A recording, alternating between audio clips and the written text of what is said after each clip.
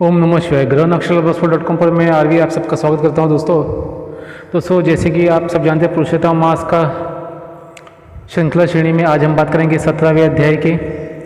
तो आरंभ करने के पहले आपसे मेरा प्रार्थना है, चैनल को सब्सक्राइब करना, शेयर करना, लाइक करना अगर आपको पसंद आए तो, और जाने अनजाने कुछ भूल चूक त्रुटि बोलने में समझाने में तो माफ़ कर देना। तो इसी मैंने हमेशा कहा है कि वीडियो को बहुत ज़्यादा लंबा ना बनाते हुए सिंपल और एकदम ही मतलब कथा अध्याय के तरह ही रखना चाहता हूँ, इसलिए मैं बहुत थोड़ा फास्ट भी बोलूँगा और थोड़ा इसको सिंपल ही रखूँगा, ना ज़्यादा लाउड म्यूज़िक ना कुछ, सिर्फ मेरे आवाज़ संवाद सुना देगा और आपको कथा का मर्म समझ दे तो ही अच्छी बात है। तो ग्रह नक्षत्र में आरवी आपका स्वागत करता हूँ। 17वां अध्याय प्रारंभ करिए।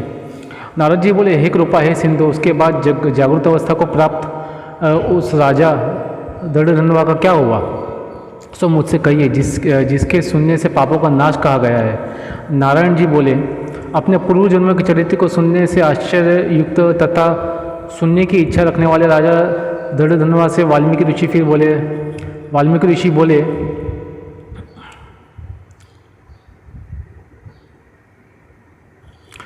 इस तरह स्त्री के मुख से शीतल वाणी को सुनकर सुदेव शर्मा धैर्य धारण कर हरि भगवान में चित्त को लगाता हुआ दीर्घोश्वास लेकर दिनमुख सुदेव शर्मा को जो होने वाला है वह होगा, यह मन में निश्चय कर पुष्य समिधा आदि के लिए वन को गया। इस प्रकार करते उस सुदेव शर्मा को कितना ही समय बीत गया। बाद किसी दिन समिधा कुछ फल पुष्प आदि के लेने के लिए वन को गया। वहाँ जाकर सुदेव शर्मा मन से हरि भगवान के चरणाकमल को ध्यान करने लगा। उसी दिन उसका लड़का शुक्रदेव अपने मित्रों के साथ बावली को गया। बावली में प्रवेश कर समय मित्रों के साथ जलयंत्रों से जल फेंकता हुआ बारंबार हंसता हुआ खेलने लगा।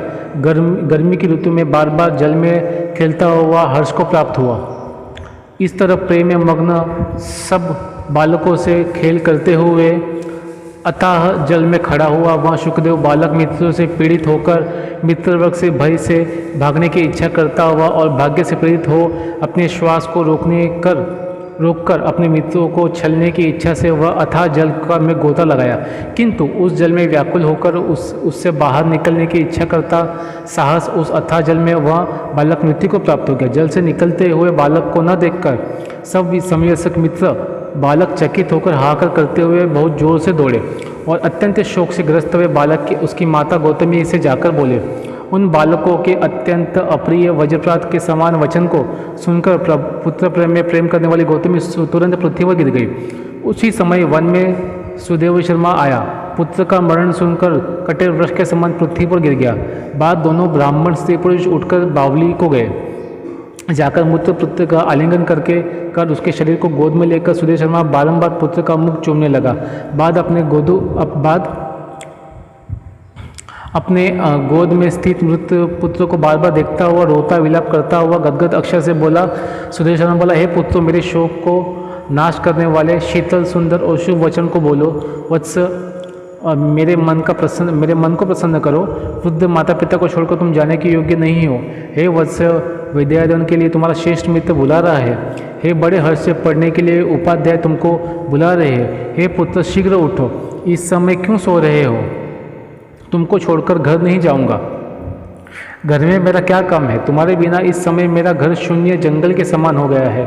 तुमको फल मूल प्रिय हो तो मेरे सामने से उठो। यदि नहीं उठोगे तो वन को भी नहीं आ जाऊंगा। वन में क्या काम है? मेरे कोई निंदित काम नहीं किया है और ब्रह्मत्या भी नहीं की, फिर किस कर्म का फल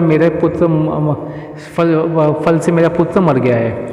ओह ब्रह्मा, तुमने ऐसा करके कौन सा बड़ा फल प्राप्त किया है? हे निर्दया वृद्ध, दिन मेरे नेत्र को लेकर निर्धन का धन और दोनों स्त्री पुरुष का सहार इस पुत्र को हरण करते हुए तुमको लज्जा क्यों नहीं आती है? सर्वत्र तुम दयालु हो, परंतु मेरे विषय में निर्दय क्यों हो गए? सो क्यों? ओह आश्चर्य है, मेरे भाग्य से वह उल्टा कैसे हुआ? स्वभाव से सुंदर पुत्र की खोज इस समय मैं कहाँ करूँ? हे पुत्र, तुम्हारे मुख और सुंदर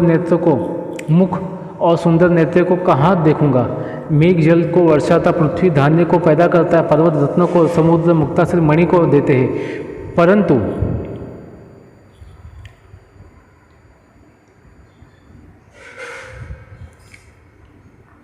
उस देश को नहीं देखता हूँ जहाँ मरा हुआ पुत्र मिलता है, जिसके शरीर का आलिंगन कर हृदय के ताप को छोड़ता है।